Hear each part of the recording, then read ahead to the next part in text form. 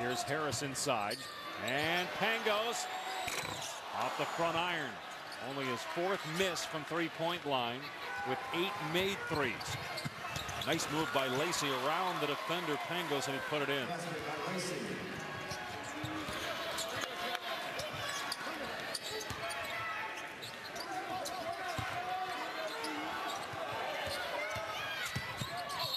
That's a kickball, so it will stay Gonzaga basketball as Murninghoff comes into the game.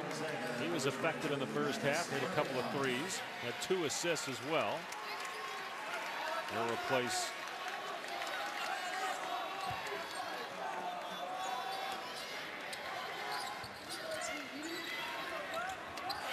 and that's too easy there. Harris inside getting the bucket. I tell you, when you play Gonzaga, you have got to do a tremendous job checking out of bounds underneath the basket. They are terrific. Capers going baseline.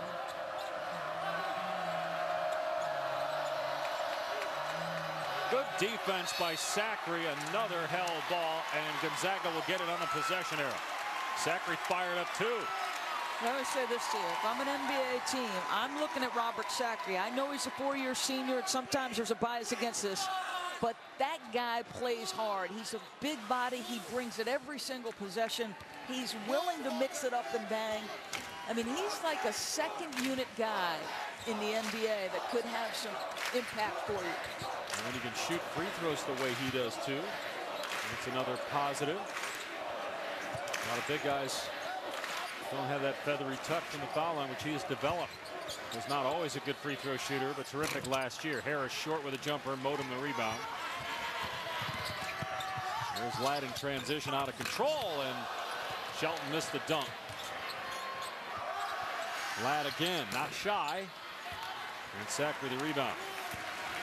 Washington State picked 10th in the Pac-12 along with Colorado in the preseason poll. UCLA picked to win it as Modem takes it in. Nice pass by Lacey. Now, UCLA lost its opening game. You know, Cal is a team that you like, and Arizona picked 3rd in the Pac-12. Yeah, I mentioned that UCLA was upset.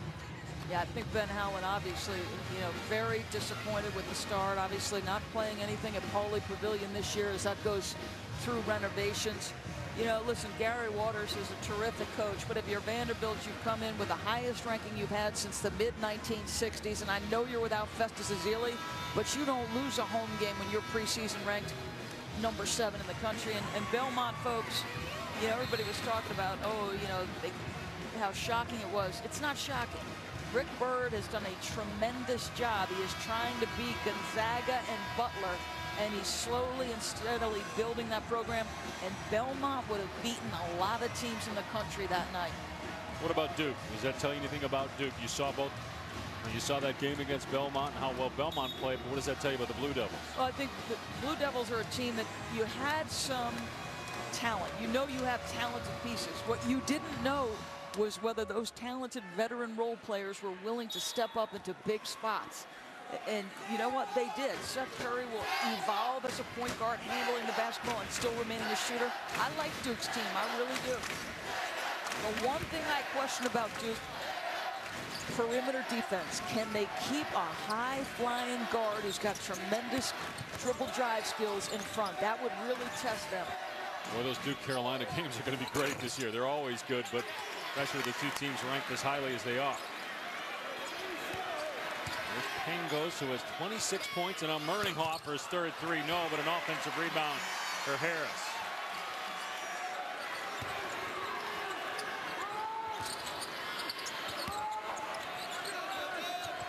A lob to Sacre, tried to catch it with the left hand and could not hang on. It's a turnover. Real frustration for Sacre, feeling like his arms were being held. That's disheartening as a defense. I know they get the turnover there, but all those offensive rebounds when you've got to reset your defense and keep guarding. Washington State, not really a big team, as Modem hits a 3. It's a 14-point game. Modem's first basket of the second half. He's got 13 for the game. Check that 15 for the contest for Modem. As a foul is called here on Washington State, 18 foul, so 1-1 for Zachary. That's on Ladd. Sorry, Dave. Gonzaga is going to be in the bonus early in a lot of halves. And we talked about Zachary's ability to hit free throws, and you see that stroke. Again, he improved his foul shooting from 63 2 years ago to 82. And you talk about he's going to get there a lot.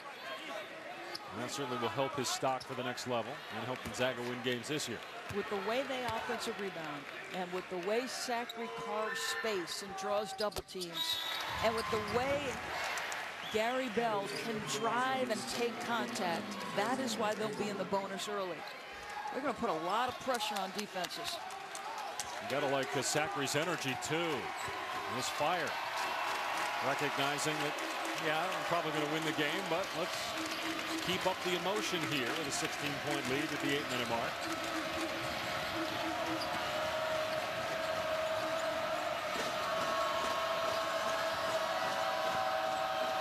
Capers down low is fouled.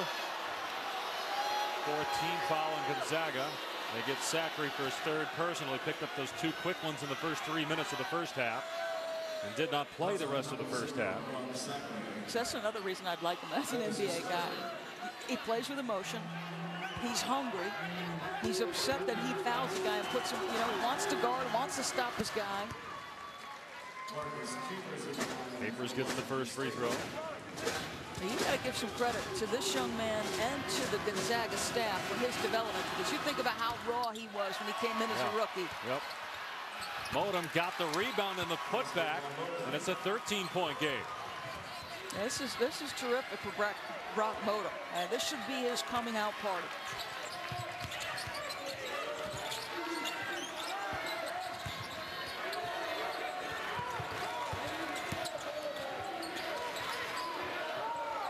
Here's Pangos in the corner. 8 threes in the game for Pangos. Been quiet the last few minutes. He gives it up here to Merninghoff. Now Pangos will let it fly. His 9th three, tying a Gonzaga single-game record set by Dan Dickow.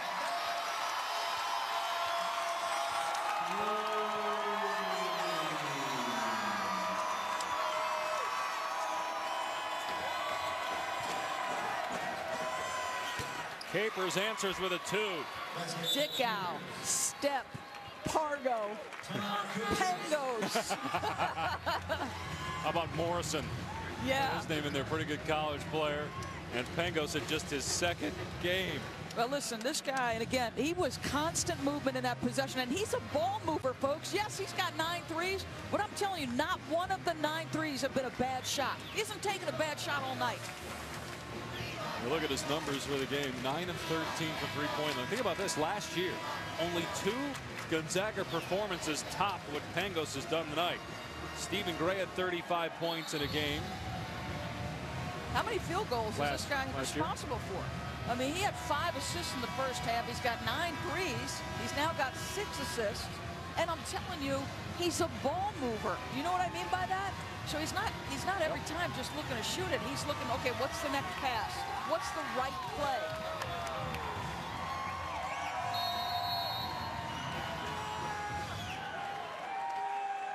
And even-tempered. We haven't seen him pump his chest. Nope. Haven't seen him talk smack. He just goes back and calls the defense. Gotta love this kid. Bell trying to split the double team. There's contact and a Washington State foul. That's the 19th foul, so it'll be a 1-and-1 for Gonzaga when we come back to Spokane.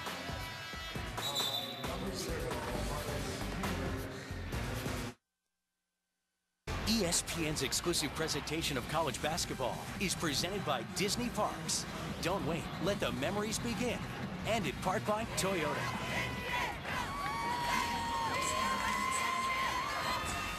Coming up as our season tip-off marathon continues, you'll see Rob Jones of St. Mary's lead the Gales against Northern Iowa. It's coming up next. And Reese, part of the broadcast team for that St. Mary's game. Sean Farnham joins us now. Sean not only doing that game, but also the Cal game tomorrow night. The 2 games in 24 hours. You drew the short straw, but I know you're excited about it, Sean. How's the scene there at St. Mary's right now? It is electric here. Of course, it could be a great night for the WCC. Obviously, Pango's putting on a show for you guys up there. Matthew Dellavedova looks to lead the way for the Gales tonight against Anthony James and Northern Iowa team that's played really well at the defensive end of the floor in the early stages of this season. It's a good thing you're young, Sean, because you're going to go late tonight and late tomorrow night. But you also had Cal last night, one of the teams that I think is intriguing in the Pac-12 conference. What were your impressions of that group from Mike Montgomery? Well, I was really impressed with the overall balance within that team. We know about Jorge Gutierrez and how talented he is and how he can impact the game at both the defense and offensive ends. Alan Crabb is shooting the ball at a very high rate right now. Justin Cobb's off the bench, and they've got a freshman by the name of Kravish who is doing an excellent job on the glass, and they need some interior help if they're going to win the Pac-12 championship this year. All right, Sean. Hey, thanks. Have fun. I got my 5-hour energy. I'll be all right. The Cal game tomorrow night. I guess tonight on the East Coast. And next, St. Mary's. Who, by the way, is 3-0 in the tip-off marathon. As Morris fouled shooting at 3, so 3 free throws coming. We pulled that double duty a couple years ago, but clearly they think we're both too old for that now. Yep, we were at UCLA, and then we came back and did a game at Arizona State. As we're closing in on hour number 3 of this tip-off marathon, the 4th annual.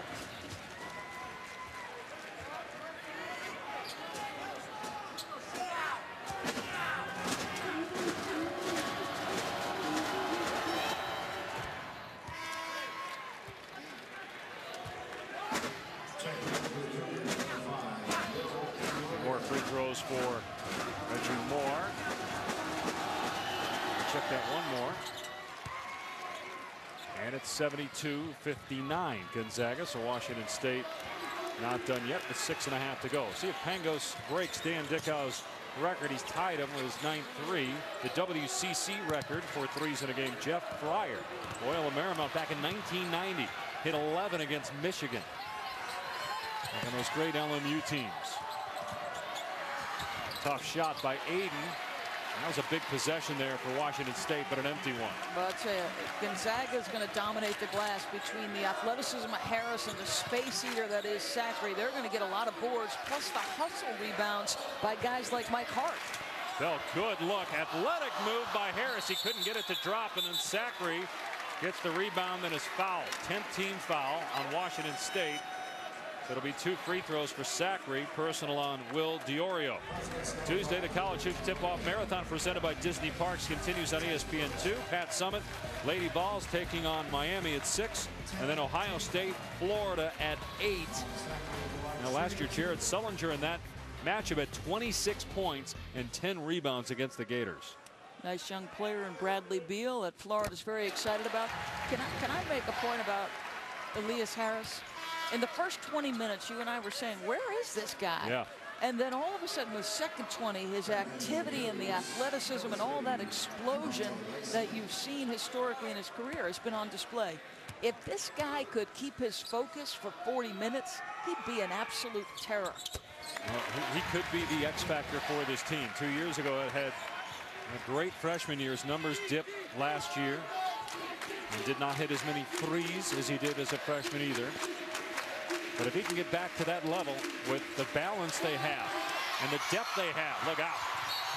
Speaking of look out, Bell goes tumbling to the deck, and that's the second time that Moore has made contact after the whistle blew.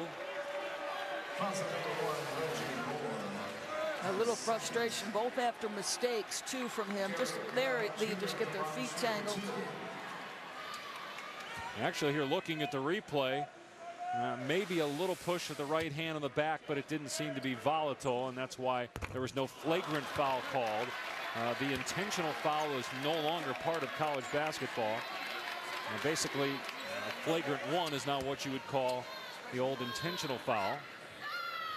That appeared to be clean, though, just entanglement, as the free throws for Gary Bell make it 75-59. That bonus there is just simply telling folks at home that once you reach a certain number of fouls per half,